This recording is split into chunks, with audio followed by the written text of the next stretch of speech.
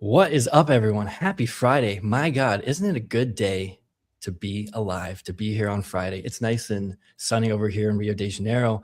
I'm with John Fialkowski, and he helps professionals to really just build a life and career that they're proud of in a basic sense. But what I really like about John is that I've worked with many career coaches in my career, over the past 4 or 5 years or so. At least a good 15, 20 career coaches. But like John, like you see his profile and you read his content, and it's just a refreshing real take on what it means to be a person in an organization that has a job and has a life and is trying to navigate these waters of, am I really doing what I should be doing, what I like to be doing? How do I deal with these people that I have to work with on a daily basis? How do I go about advancing my career? Do I even want to advance this career? How should I handle my emotions? How should I handle talking to this person that I have a problem with? So I just love, John, what you're doing. That is so much more than just, hey, I'm a career coach and I'm going to help you get your next job in 90 days. And like, here's this stupid 10-step program that's going to help you do that. It's just about like being real life, being a real person, and like making a better life. So anyway, hi John, how's it going? Hi. You grabbed me up with the 90 days because there's something that really bugs me about coaching. The coaching world, it just drives me crazy. And I live in this thing, right? I live in the world of people who have $1 million solution at your fingertips all the time. I had somebody reach out to me for the podcast, and she immediately told me how much money she made with her system and how I should get involved. And I immediately rolled my eyes and thought, what really bugs me about all this is that it's a luxury product developed for people who probably don't already need it. And it just sort of disempowers people at the same time. And I've always thought, like, there's so many people out there who have just been frustrating themselves over these little details, these little limiting beliefs, these little everything. And if they could just understand where their power lies, they could start to make the moves that would allow them to move forward in their lives. So, but I think it's a little bit more complicated than just applying a system that someone tells you to apply, right? You have to know what you want. And that's not exactly easy to admit, oddly enough. So, yeah, that's the basis of what I do, is finding that power within you, or to actually take control of your career and thus your life. Yeah. Cool. Okay. So sorry, I threw you off there, but no, that's a good, that's perfect, because I mean, then the question obviously is like, how do you go about helping people find that North Star and what it is that they want to do? And, along with working with lots of career coaches, I've worked with lots of leadership and executive coaches. And one of the big things, it's like every coach has got a personality assessment. They got the discs, and you got the Hogans and strength finders, and people come up with their own thing. And, I love the personality assessments. I learned a lot, I've learned a lot from, I always feel like I'm reading this stuff, and then like, I'm like, oh my God, this is just like me. This is amazing. But then I feel like I don't actually do anything with it. Like it never sticks with me. And I'm just like, well, okay, like, cool. So I know that that's a part of a lot of people's processes. And it's like, that's the missing piece, is you just gotta, discover your strengths, man, discover like what aligns you and lights you up, and then go do it. But yeah, I feel like there is something more. So yeah, what is your approach to helping somebody find that? Like, what are others missing that you feel? Well, I don't know what they're missing, but I can say that I look at the Myers-Briggs thing too. I'm not an expert. I don't really know much about it. And I'm kind of like, all right, it's an algorithm that figures you out based upon what you're saying. I find that to be a really interesting place to start, because I want to know what people are saying, right? Like, how do you present yourself to the world? And then once we've presented that, or we get to see it back at us, we know we can start asking like, okay, what's missing? And then to there, I ask these, I just want to do this exercise where we determine our personal needs. And it's not necessarily so you got like your things that you can write down on the whiteboard and it's clear and it's obvious, but we can break down what's actually important to you and what you're getting versus what's distracting you or making you feel like, oh, I should be doing this, even if you don't really care, or you're getting bothered by the gossip that's not important. I don't know, whatever it might be. And again, everybody's got a different hang up. They have a different approach, or they are like a different, maybe it's a thing that's getting in your way. So we have to really determine what that might be. A lot of time it's just sort of, I don't think that I can, or I don't think I'm worth it, or I don't think the people that I'm working with are worth it. So we have to spend a lot of time listening and asking lots of questions in order to start to highlight it. Because ultimately, I'm not telling you what's wrong with you. I'm merely reflecting what you already know. And that's I think that that's the method to get through the nonsense. So that the other side, you can start to say, like, or so you can start to do and enjoy the things that you need to do to get the job that you want, to communicate with people the way you want to be the leader that you might want to be. That's because I think we already know. Like, we already know how it's not hard to get the way to get a job. It's all there on the internet. It's all obvious. It's a matter of doing it, though. And doing it in a way that makes you take joy in it and not be so hateful about it, like that, because nobody enjoys the process. And I think we should enjoy the process. It's a process of opportunity, not a process of like making each other miserable. So I want to figure out if we can unlock that in people.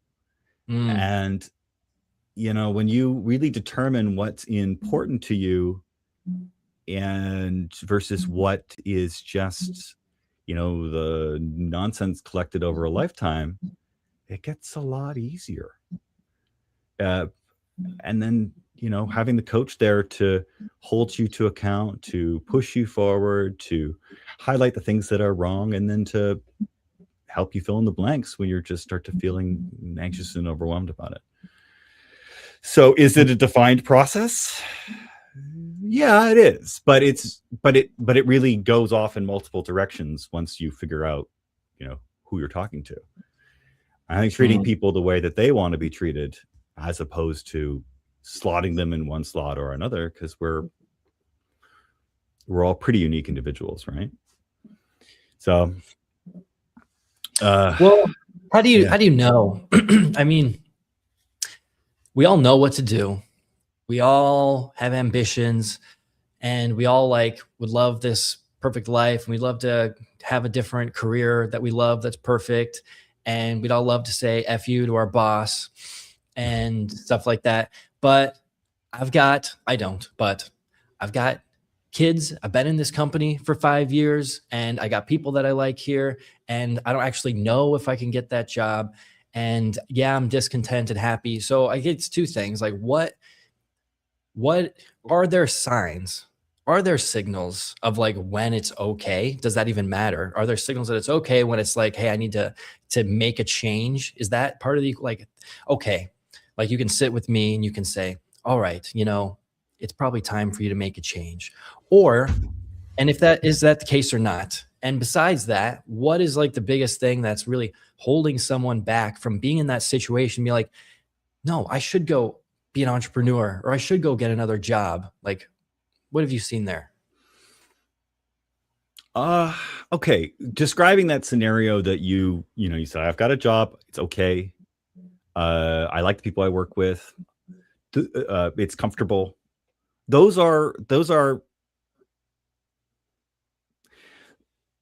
a good place to be, right?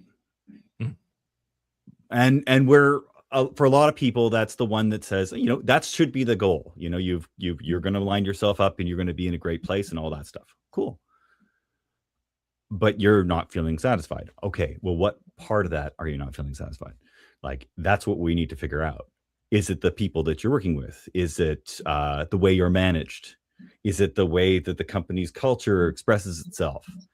Is it simply the fact that you aren't expressing yourself properly? I don't know what the answer is, but we need to figure that out. I do believe that the path to a great career starts where you are, right? And if you have a job and you love your job, or you love what you do, I'm not like the place, but if you have the job or something's not right, but you think there's potential, let's figure out what the potential is where you are, right? You don't need to quit to change your whole life, right? You don't need to tear everything down, but you do need to know what you want out of it, right? You can't expect your boss, no matter how good they might be, to know how to read you, know how to figure you out, know how to manage you properly. You have to teach them. And if you learn how to teach people how to treat you, they can start to treat you that way. So when you get to that stage where your basic needs are met, right? And you feel like, okay, I feel like I am becoming more motivated. I'm becoming more effective. You can start to ask more questions about where you might want to go from here. And if you could define where you might want to go, you can start telling people where you want to go. You can start opening up opportunities. You can start looking for the people that you want to talk to or work with or whatever. But again, you got to know what you want, and you have to understand what the risks of change are versus the pain of staying the same, right? So you might need help figuring that out. Some people don't need it. They're lucky. But other people, they do need it. They need it badly. And that's where I think a good coach can step in and highlight it and reflect back to you what you've been thinking all along. You just haven't been able to articulate it very well. So if I'm feeling uncomfortable about my situation, situation's fine. And this is probably the most dangerous situation of anyone in the world ever, is that comfortable mediocrity, that it's like everything's just okay enough that I don't like have to go. It's not like I'm in this dire situation where I need to get out or my life's going to be threatened or something. It's like things are just good enough and I'm where I'm supposed to be, because this is where the majority of maybe everyone is. Everyone's, what's this quiet desperation kind of idea, and that's just how things are, and that's the way life is supposed to be. So you know what, maybe this is okay. But I think there's so many people in the world that they have that quiet, the desperation. They're like, yeah, I know this is how it's supposed to be, but I know that more is achievable. But is that for me? Is that right for me? Like, can I do that? And I love this work that you're doing, because we got to help more people realize that it is okay. We can live this life of like full satisfaction. Not like full satisfaction. Life is always difficult and we're always facing challenges, but that's part of the satisfaction. Facing challenges and hardships, that's part of what makes life great. But I mean, my path was entrepreneurship. I remember like the first real job I had as a 9-to-5 job. I got there, and then the first day my boss gives me this like packet of information to read through, and I get through it in about 3 hours. And I say, all right, boss, like, what do I do now? I said, I don't know, just do some more research for like the rest of the day, do whatever. And I'm like, there's like 6 more hours of the workday here. You mean I have to just sit here for 6 more hours and just like do whatever? And that's when I really realized for the first time that like, man, so this is what it means to have to be locked into this place that you don't really want to be. Like, I don't want to do this for much longer. But this is, the reality of a lot of people. And it's what a blessing it is to have a job that you love. Like, to me, I think your work is the most important thing of your entire life. Like, we got to help people like love their work because we spend so much time doing it. So I think circling back this question of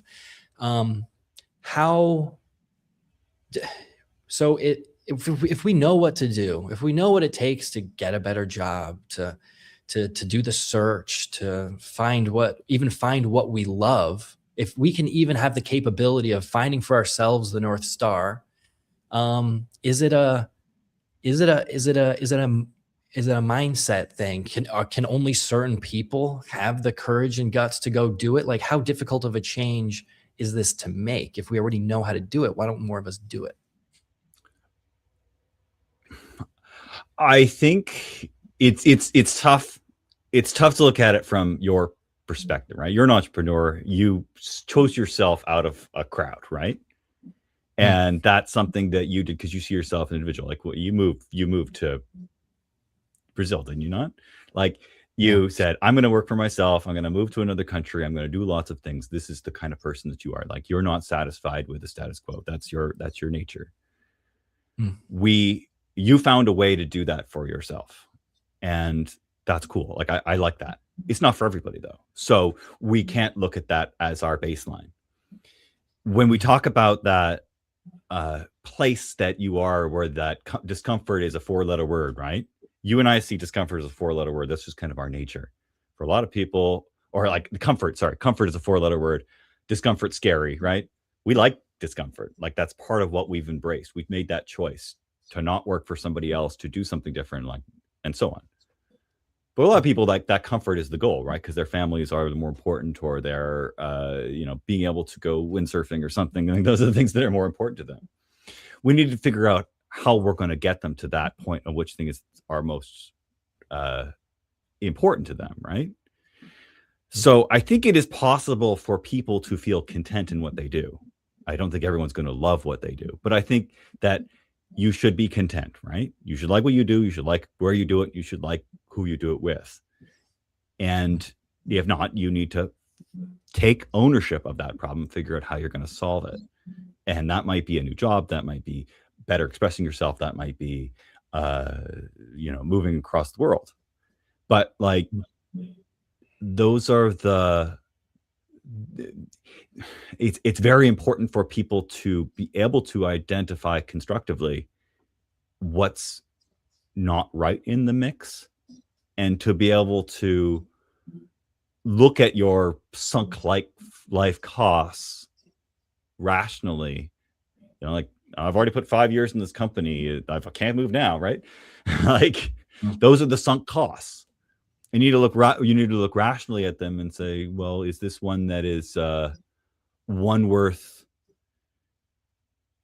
abandoning, or one worth keeping? And we don't really know that until we can really articulate the problem and the vision, for lack of a better word.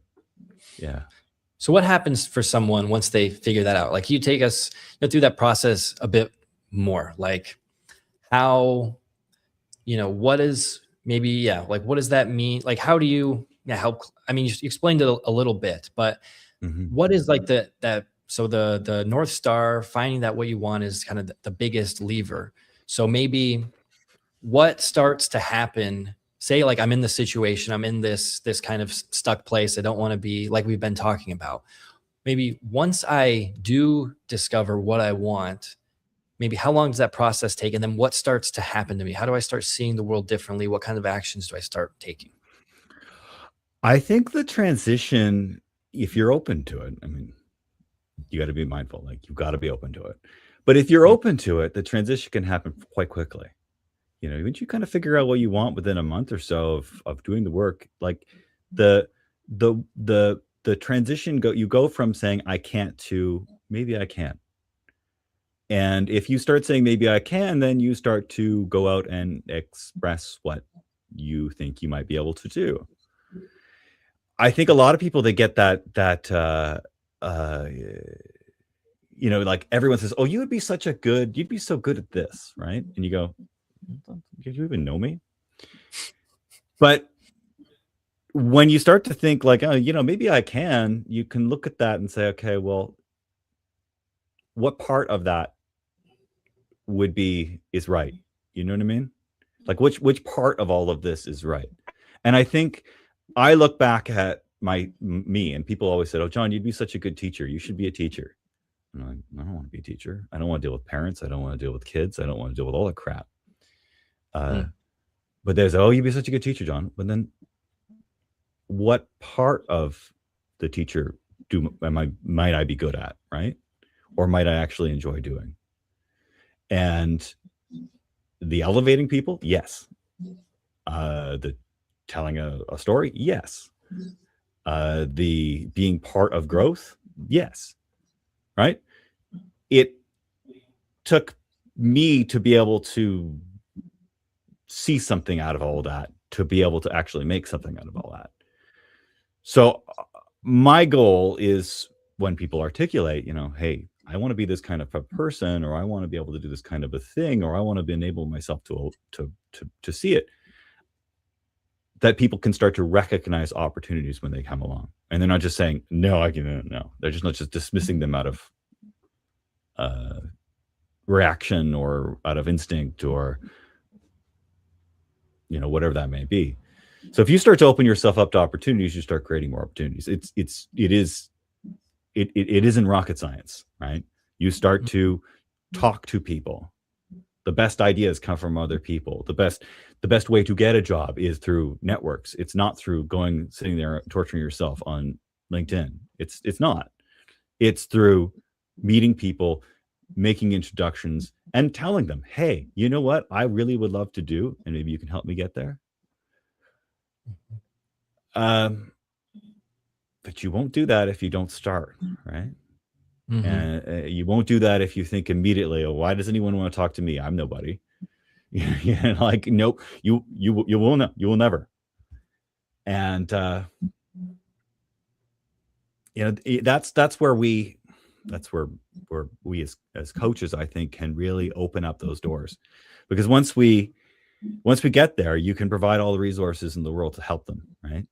What's the kind of language I want to use in a job interview? What's the kind of things that I can give you? What to the resources, or the what maybe my connections can become your connections. All those things. Those are that's when the doors come, something can open, and you can do those $1 million ideas that will actually get people to where they need to be, wherever that might be. Yeah. I mean, this is resonating a lot for me, because in the work that I do with messaging and positioning and marketing.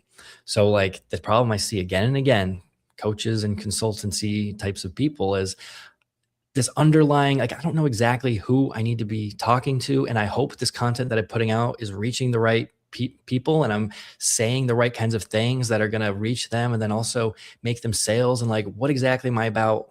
Anyway, what is my differentiating factor? Am I being clear in what I'm saying? So all these things that are coming up, and it's because there isn't that North Star there. They don't have what we call your messaging Bible, your sales narrative, your root cause, big idea, and unique mechanism. This ability to, hey, we want to go after this kind of person. Yes, but we want to tell the story of how we're solving these problems that others don't solve, and what our unique approach is to solving that problem. And here's exactly what our process is to help you get results. And so then it's when you have your narrative down and you know who you're talking to, then okay, now we call it your messaging Bible for a reason, because it's something that you go back to again and again and again.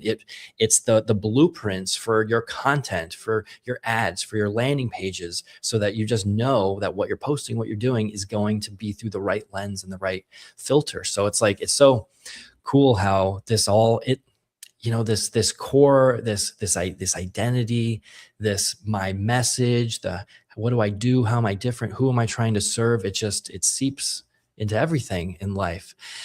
I think the most important thing, I mean, to me, the most important thing in my life, and that I think can apply to everyone, is the mission. What is your mission in life? Yeah. What are you trying to do? Where are you trying to go? And I don't think this just applies for entrepreneurs. For me, my mission is to spread good ideas.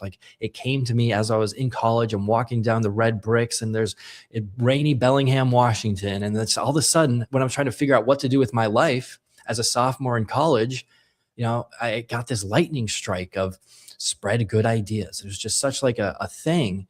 And then that shaped my entire life up until then. I started a video production company with my friends, and I did marketing at the volunteer center of Whatcom County. And then, I worked for these other type of things with video and marketing. And I can't think of anything that's been more important that's directed my life, because everything that I do, the movies that I watch, the content I create, the way that I talk to people, it's about how do I spread good ideas to people? How do I make other people feel good? How can I communicate in a way that's going to be effective? And I don't know if I got lucky or what, but I study my ass off and work really, really hard to do all this too. But I want to help people do that too. How can we help people find, their mission and their North Star? And we all talk about it, but it's really the most important thing that's out there, I think. I would say you got lucky that you figured that out that early, right? Yeah. I mean, you could be my age and not figure it out, and that's a thing, right? Like, it's a very real problem. I think I figured it out, but I didn't understand it. I figured it out my 10, 15 years ago. And I realized that I wanted to be that missing piece kind of person. I want to be that keystone person. I want to be the person in which ideas flow through. And I didn't understand it. I kind of thought, well, that meant that I was forever going to be in the service of others. But it's not servitude, right? It's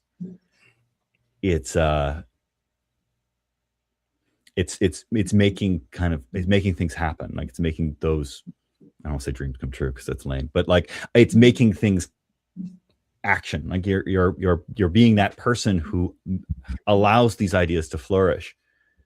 And the more I thought about it, the more I thought, okay, I can take complex ideas, I can take a number of people's stories and issues or whatever, and make them make sense. This might actually be a talent of mine. So where do I go with it?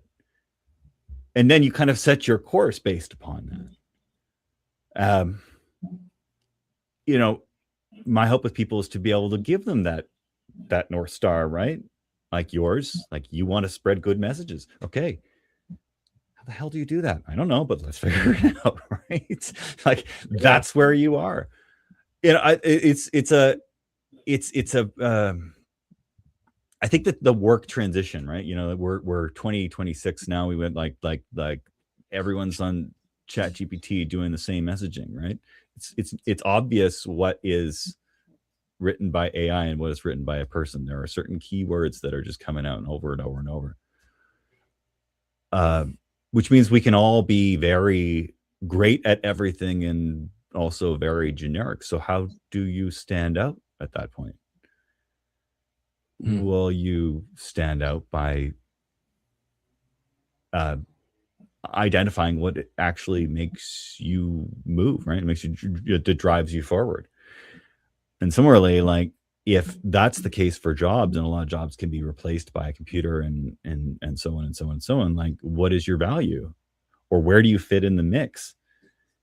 Well, you have to create a position out of all of this, right? You have to be entrepreneurial about it, even if you're not going to be an entrepreneur. How do you do that? Well, truly understanding what moves you, and that's the key. I mean, does that work for everybody? No, because some people don't give a crap. Like, a lot of people don't care, and that's fine. We can help those people too. I mean, we work with them, or we can cheer them on, or whatever. But yes, you have to be entrepreneurial about the way you look at your life and your job. You do.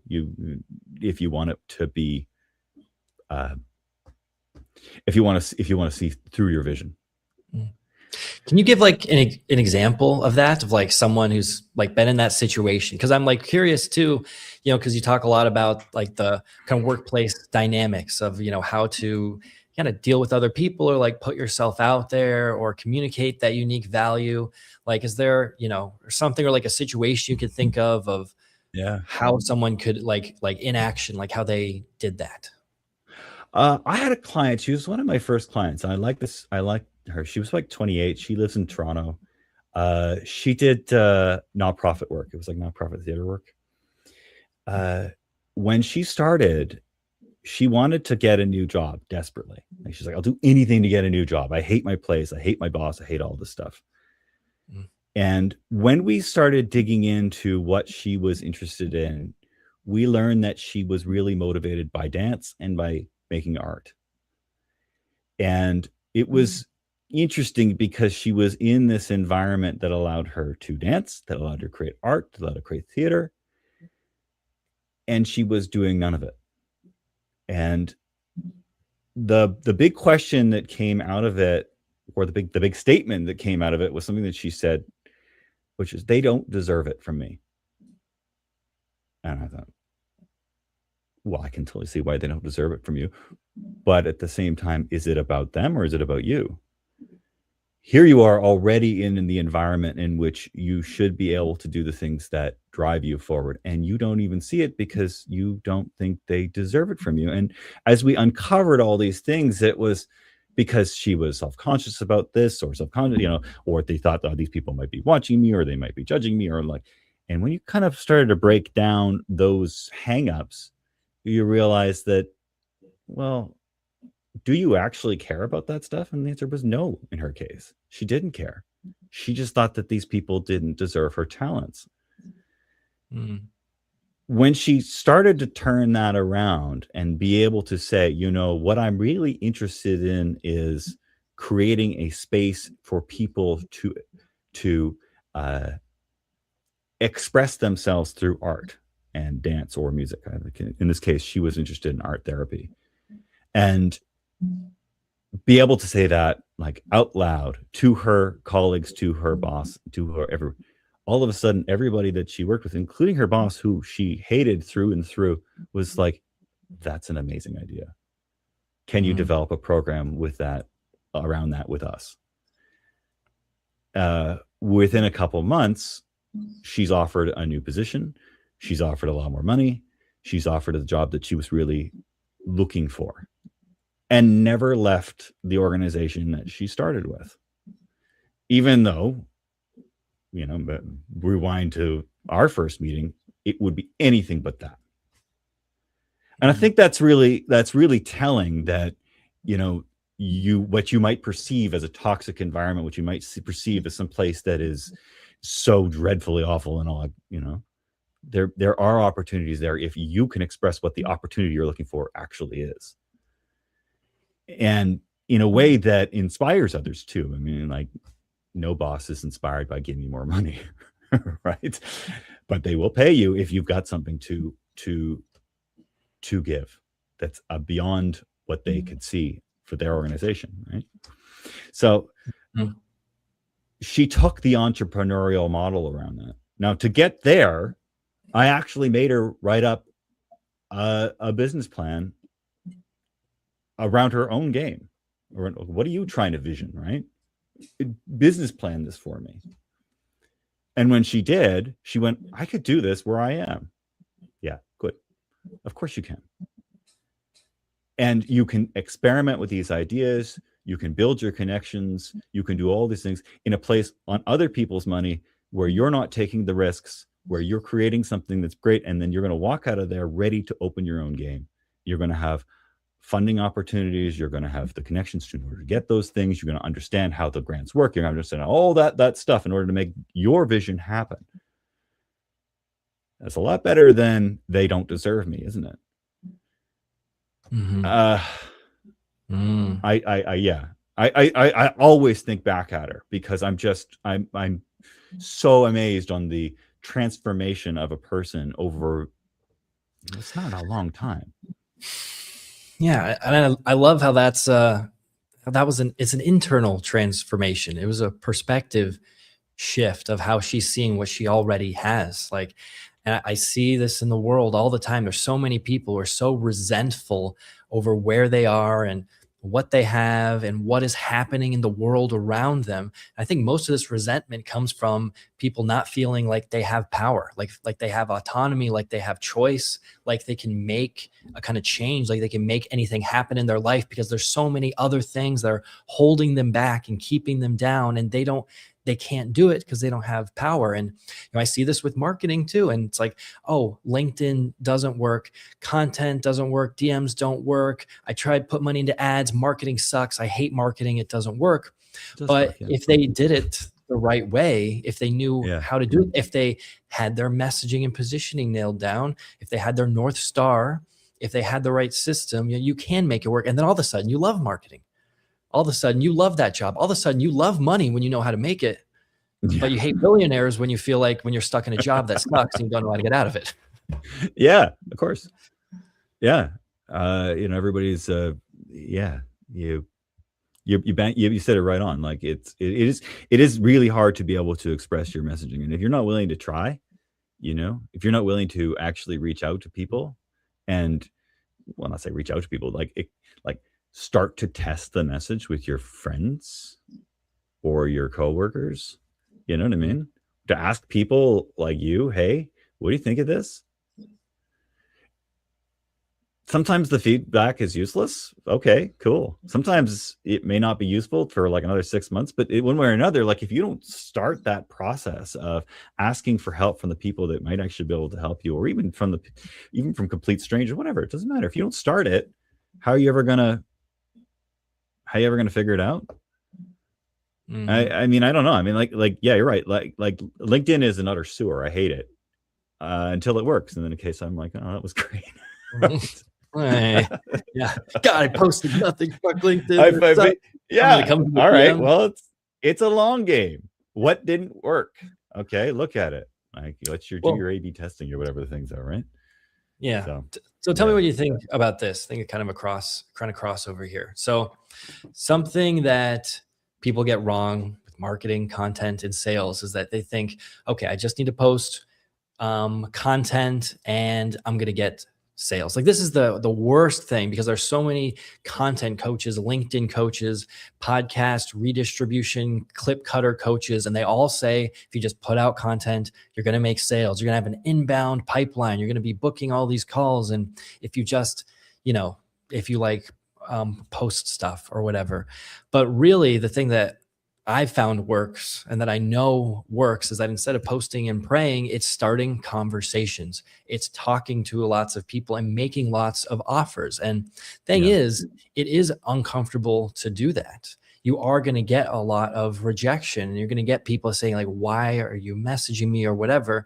I mean, and that's why you want to have something valuable worth giving. You don't just want to pitch slap people. You want to give them something, offer some value, but it is very difficult to spend your time and energy to start conversations every day and do that. It's very easy to go post like some random content every day, and it's sinister that somebody is going to charge you thousands of dollars every month to be your content coach when that is it's not going to make you money just posting content. It's not.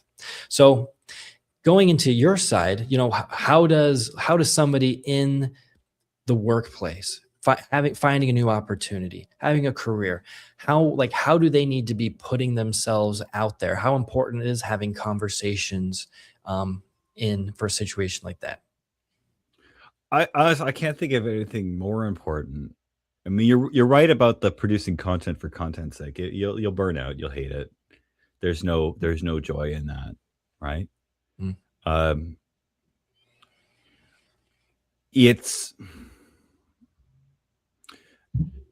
I think it's important to find your in, right? I'm incredibly shy as a person, right? And I don't like reaching out to people. I hate doing the email thing. I hate it. And it's a lot because like I get so many of them. I get 3 or 4 people a day, it feels like. And it's a 10-to-1 ratio between people trying to sell me something and people trying to buy something from me. That's something that is taking some time to wrap my mind around. However, if you can if you can figure out what your messaging is, or maybe if you can figure out how to connect with somebody, you all of a sudden have power what your entry point is. So for me, my entry point is my podcast. That is my entry point. It gives me a power to do things that I wouldn't otherwise be able to do. There might be there might be my radio persona that's hidden, right? And that John can do stuff because it's my working John, right? It was the same as when I was working in retail or hospitality before. Like I could do things that I wouldn't be able to otherwise do. That's my entry point to having interesting conversations with people, and that can lead to places that are satisfying. Honestly, it was much the same with you because your podcast kind of opened the door with this conversation better. And that having that moment in which I can recognize that this guy isn't like the rest of the people that are just throwing stuff at me, generic content that means nothing, and there's more to it than just having content for content's sake. So yes, coming back to it, like, you create content to have conversations. You don't create content to sell stuff, in my eyes. It's much like you go to a networking event. You don't go to the networking event expecting to make lots of money. You go to the networking event expecting to make a friend or contact or somebody who might be able to do something with you at some point. If you go in with that idea, you're going to have fun. If you go in expecting to sell something, you're going to be miserable. And it's not hard to draw a line between when you have fun and when you enjoy something, so that you do it more, that you will actually start to see results, as opposed to, I'm going to torture myself the same process over and over and over till I go and I farm it out to somebody else who's not going to capture my message very well. Of course they do, which is awesome. But yeah. That's your question. Yeah, well, that was great riff on what I shared there. But I was also curious about somebody, how would you coach someone in the workplace who's looking for those other opportunities? Like, what should they do as far as conversations go? Like so what I think, I am also, I'm definitely like the introverted extrovert. Like, when I'm out, I love talking to, I don't love talking to people, but I'm very good at it. You're well trained. But I don't like need to be around other people. Like, I like being by myself. I like working. I like that, really, I just go out these days because I'm looking for a wife. Like, that's my only motivation. And even then, I know I need to go out to have fun and not just to do that, because that's also very draining when I'm like, where's this like person I need to date? Like, God, I'm getting old. Like, what's going on? I'm going to die alone. I need to have kids. Like, all these things are happening. I can't be thinking about it. It is, right? That's going on in my head. But I mean, so it's like, what do you say to someone who does want to make a change in their life, in their career? They're in a place like this, but they're not like an extrovert. They don't love going out and starting new conversations and like having to put themselves out there and figure out like their unique value. Like, that just sounds like a chore. What do you say to them? How do you help them? I think this is where the accountability portion comes in, because you do get to a stage where you've identified what it is you want to do, and you do get, and you know what you need to do, and we're all at that stage, and this is truly where the accountability of the whole thing comes in. We can find that entry point into whatever it needs to be, right? And that, and then make sure that they're actually going to do it. Now, having somebody on the outside who's going to remember that you're going to ask them whether or not you had some conversations is, as simple as it is, it's very effective for people, right? Because there is no excuses at the end of the day. I will ask you if you had some conversations with people, and I will say, hey, what did you learn? And if you don't have anything to give me, we don't have much of a session to move forward, because it's just not just me talking at you the whole time, right? And they all know that. And I set those very, very clear expectations going in. If you say you're going to do something, I'm going to hold you to it. That's number one, right? That's what a coach does. If you're a gymnastics coach, it's the same thing, right? They're going to make you do the things that you are uncomfortable with. Because your heart of hearts that you're going to get nowhere if you sit behind your computer all day long and hide, right? This. Everyone knows this. If you just keep doing the same thing, it's not going to happen. So we do use accountability. And it's not like I'm not gonna be a jerk. It's just, I'm gonna ask you, so be ready. Yeah. It's surprisingly effective. I mean, really, when it comes to those simple things, like being a fourth grade teacher kind of thing, right? Yeah. So yeah. Yeah. Yeah, that makes a lot of sense. The accountability, especially when you're investing in a coach. Like you're putting money down for a coach to help you out, and it's like you're investing money and they're investing their time in you, and it's really going to be like a good push that you're going to actually take some action. That being said, I love the other part that you're saying here is this easy entry. So having an easy entryway point that feels natural is super super important for anything. Like when it comes to marketing, outreaches, dating. So two things on me. So we'll start with the marketing side. Like, a lot of people don't like sending direct messages, outreaches because it feels salesy, because it's like you feel like you're interrupting someone, like you're doing something wrong. But Yeah. when you're when your outreach is something that's giving value, it totally changes the game. So like one of my first outreaches was I would say, hey, like, have you tried this? Have you tried, like, I like your content. Have you tried a story seller post before? And they ask, well, what is a story seller post? Well, it's a kind of post where you're combining your story and something that, that's going to lead someone to want to get onto a call with you or talk about your program or whatever. It's like, is that, have you tried that? They're like, no, I haven't really tried that. It's like, oh, well, it kind of works like this, and this. And, hey, if it's, I hope this isn't like too forward or inappropriate or whatever, but if you like, I'd love to get on a chat. I could explain more how you could do this.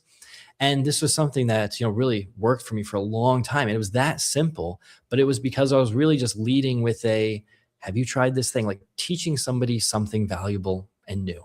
And yeah, I still got ignored a lot and all of that.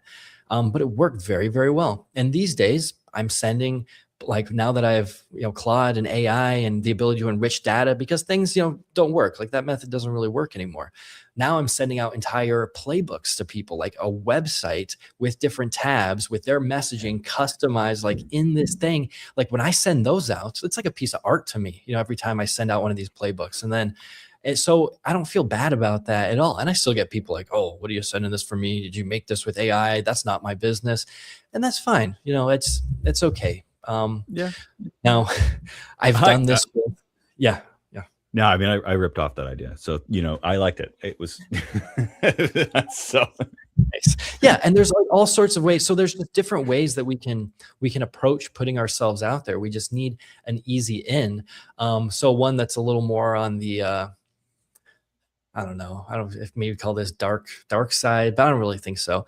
I live in Rio de Janeiro here, and there's just beautiful women everywhere. It's like every day I fall in love with a new girl walking down the street here.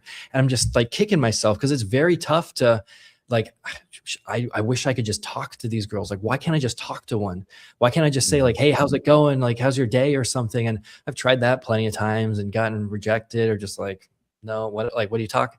But mostly it's just like everything, fine. But I thought there's got to be a better way. There's got to be a better way to start this conversation. So I thought of this way where I said, I walk to the gym 3 times a week, and it's on the same path. And I thought, okay, so if I see someone, I'll say, hey, you work out at SmartFit, right? That's like the name of the gym. I go, you work out at SmartFit, right? And then they're kind of like, sometimes they'll say yes. Mostly it's like, no, not really. Oh, you look like, I thought maybe I recognized you, or, so yeah.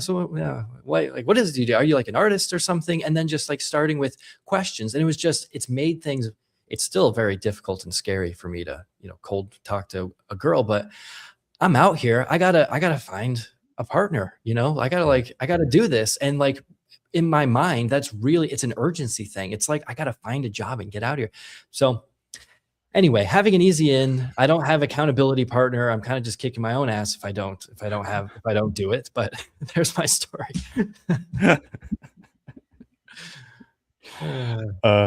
Yeah, you reminded me of like when I before the pandemic anyway. I used to travel a lot. I used to go to Asia a lot. And I said I used to travel by Tinder. That was my joke. Because I would find people to hang out with, or to go on dates with, or to be my translator sometimes. And it was great. I mean, what a different way of traveling than I'd ever done before. And I loved it. It was so much fun. Because it was, I got to see something that I would never would have otherwise seen. Now I went in We with a meet pretty exactly. relaxed attitude about it, and I didn't Yeah. really care about the Like, outcome. I just wanted to hang out with somebody. But I so ended up travel by making some. Tinder though. What does What's that mean that? exactly? What does that mean exactly? Travel by Tinder. Like, is that how you're Tr- getting from country to country because you're meeting someone in another country and they're like, hey, and then you like, and then you Uh, go with them, or what do you mean? no, well, I'd get there. I mean, I travel by myself a lot, and I would get there, and then I would just look for people to hang out with. Yeah. You Okay. know, I'm not all that interested in hanging out with like the. I want to hang out with people who live there, right? I don't want to hang out with the people at the hostel. I don't like hostels. I'm too old for Yeah. that anyway. But like, I want to hang out with somebody who's my age and like me and like wants to go out and have fun, right? Yeah. And or just get into an interesting conversation. Um, like it worked because I would end up then doing things with them. There was one when I would go back. I went back and saw her a few times. Like it was a really cool experience, and it was a way that I got to see that country, and I would have been able to do that on my own.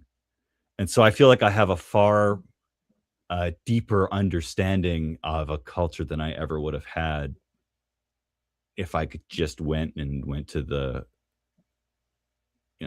like to the tourist destinations, I suppose. Yeah. Um, and then I mean, let's go to I got to go to Myanmar for free. Like, who gets to go to Myanmar for free? But like, it was purely because of her, because she was working there, and I thought, oh, I'll go too. Why not?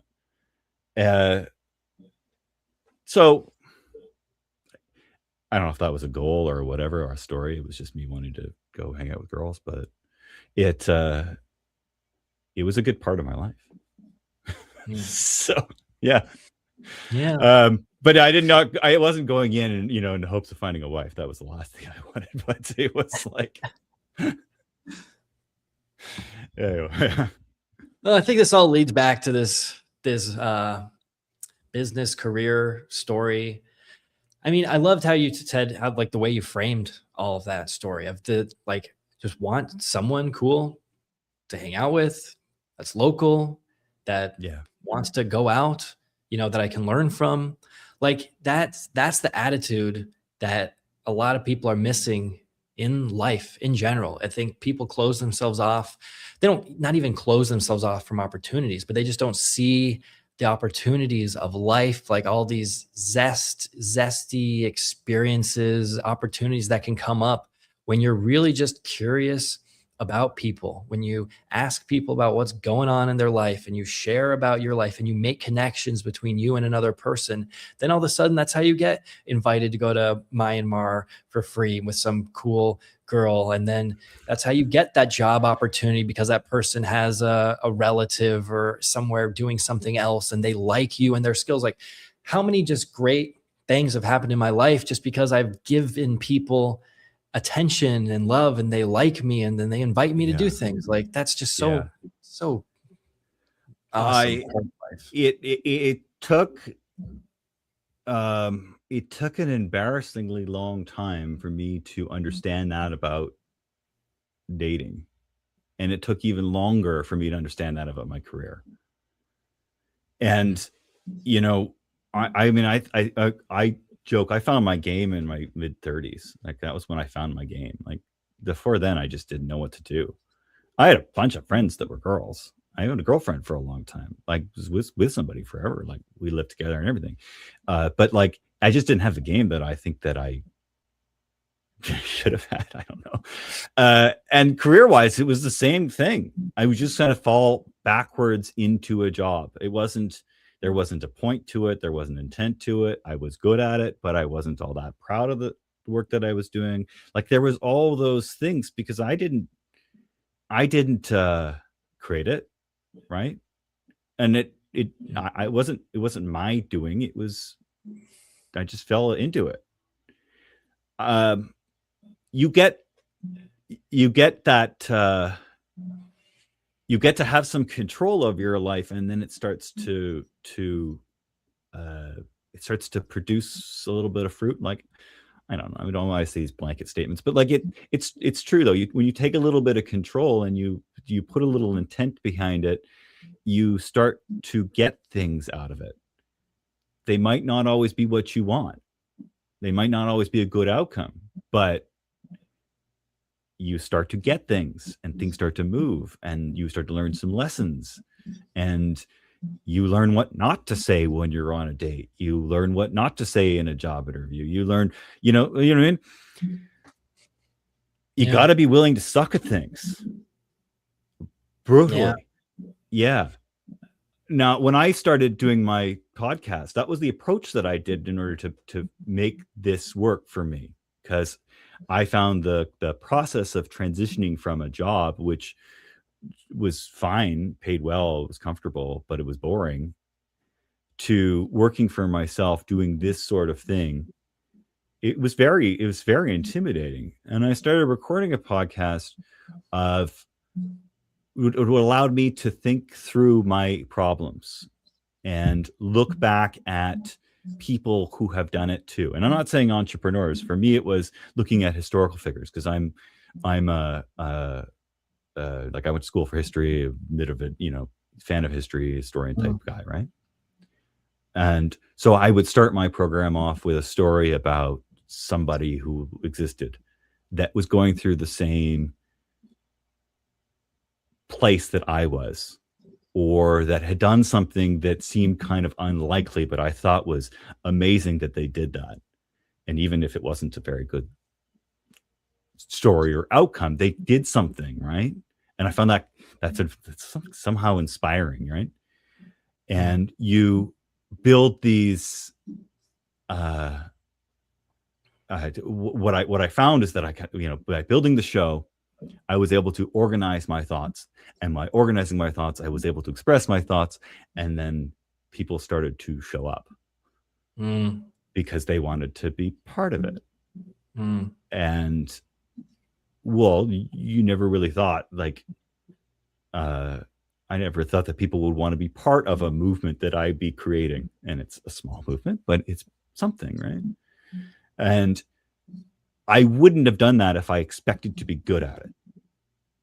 I was perfectly willing to be awful. And in fact, I made the whole thing about me being awful at it. And gradually I stopped being awful at it. Nice, man. Yeah. So, I don't know if that's an inspiring story for the kids, but it's something to look back at and say, like, hey, if you stop being self-conscious about this kind of nonsense, you might actually achieve something, And I have to remind myself that constantly, because I constantly want to be a perfectionist at it. And I said, I ripped off your idea. I looked at yours and said, Jesus, that looks good. Why does mine look like such shit? Well, yeah, because this guy's a marketer.